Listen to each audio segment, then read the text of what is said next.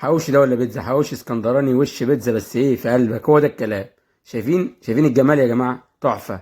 هو ده الكلام، حواوشي تقدروا تعملوه في البيت بكل سهوله. تابعوا الفيديو للاخر ولايك وشير عشان تشوفوا بقى وصفات كتير.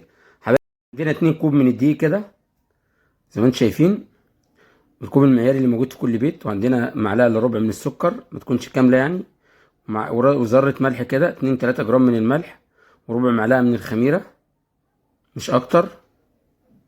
معلقه كبيره ربع معلقه من الخميره، ونقلب المكونات دي كده مع بعض. عندنا نص كوب من الماء، هو ده كده هياخد نص كوب من الماء. ممكن ياخد شويه زياده صغيرين خالص، معلقه ومعلقتين، وممكن اقل حسب نوع الدقيق طبعا.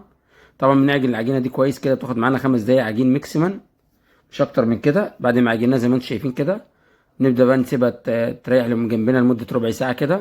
طبعا مغطيها بقطعه قماش او بستريتش او باي حاجه عندنا عشان ما تقشفش مننا. بعد ما غطيناها كده هنسيبها بالربع ساعه جنبنا. نبدا نقطع الخضار بقى ونعمل تتبيله الحواوشي بتاعنا. عندنا طماطميه وقرن فلفل كده، او حبايه من الفلفل الرومي. نبدا نقطع الكلام ده كده كله مع بعضه زي ما انتم شايفين كده. بعد ما قطعنا بقى الطماطم كده، نقطع الفلفل نفس الكلام. وعايزين حبه من البصل، واحده حبايه من البصل يعني كده متوسطه الحجم او اقل شويه، بنبدا نقطعها قطع صغيره كده يا جماعه، عشان بقى ايه نبدا نتبل تتبيله الحواوشي بتاعنا. هو ده الكلام. مع الشيف محمود مفيش